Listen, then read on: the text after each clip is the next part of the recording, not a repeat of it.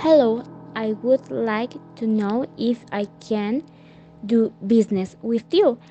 Good afternoon. It was a little complicated to obtain the product since I had to negotiate a lot with people who were not so trustworthy. But let's go to the point. Take a small sample and distribute it well.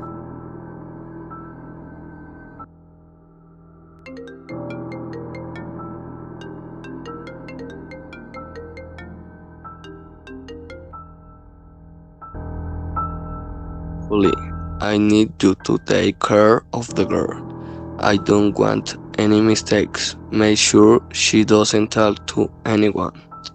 And if she resists, take the necessary measures. Remember, there's no room for compassion in this. Do it quickly and leave no trace. So don't forget to leave the doll at the toy store. October 20, 2024. Screams are heard in the streets. Crime and corruption take over more and more ground. Life becomes a siege.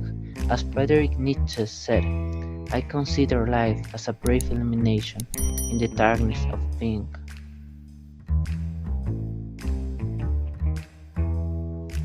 Today, I must find out who was responsible for the death of a woman found lifeless on the ground of a park, how it happened, and most crucially, why it happened.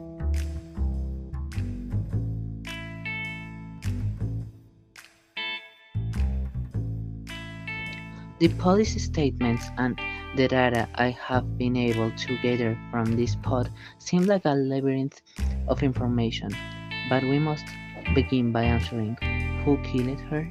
The territory in which the crime was carried out can be easily recognized by the control that the mafia and organized crime have around the entire place, which fits with what witnesses claim to have seen. Witnesses said they saw a suspicious man at the time of the crime, in addition to mentioning that they believe that the subject is related to the multiple cases of drug trafficking in the city.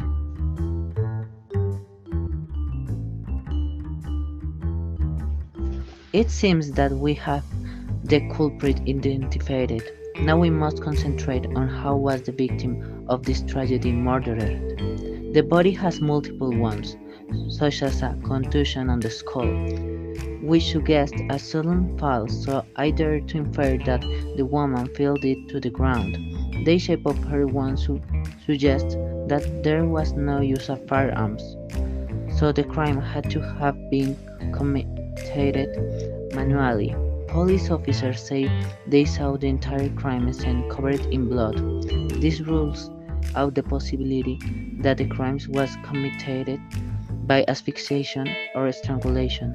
And observing the body in detail, I realized that it has a rather peculiar wound on one side of the abdomen, one that suggests that the murder weapon was a knife.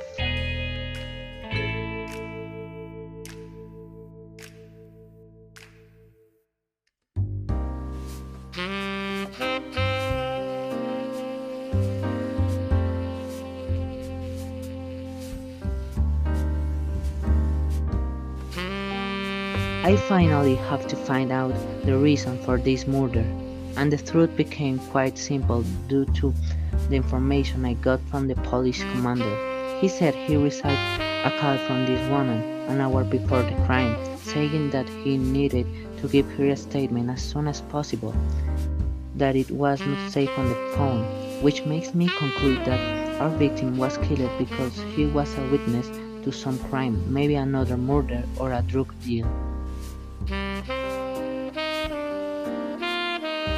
This case seems to be closed, but there is still one thing left to solve.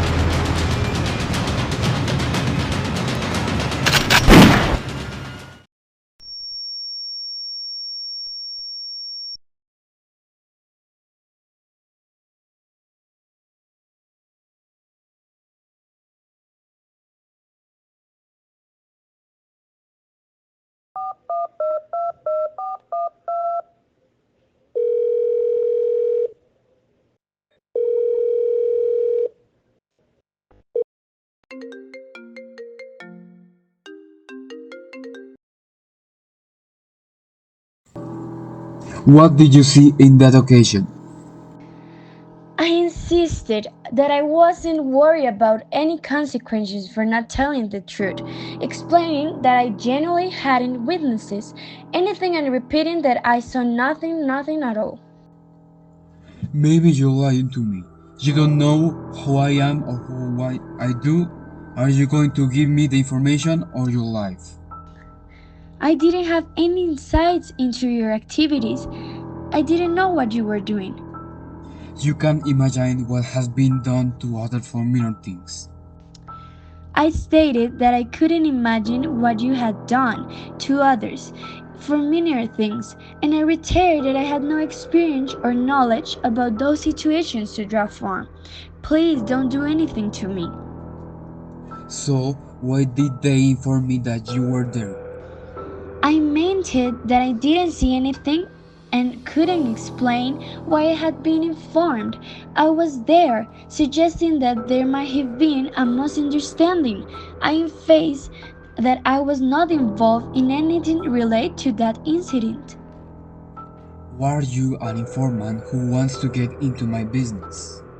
I said I didn't know how you worked or how you got what you wanted, admitting that I had no insight into your methods or process and therefore couldn't comment on them. Maybe you work for the police or another organization that wants to interfere in my business. I denied working for the police or any other organization, stating firmly that I was just an ordinary person with no affiliations to any law enforcement bodies. I rejected the idea that I was an informant trying to get into your business, insisting that I was not involved in any kind of surveillance or reporting activities. I claimed that I didn't know who decided to give you that information, explaining that I had no knowledge of such decisions and couldn't prove any insights into that matter. Please don't kill me. You have no idea what is going to happen to you. I know where you live and I know who your loved ones are. And when I enjoy seeing the fear in your eyes, no one will hear you scream.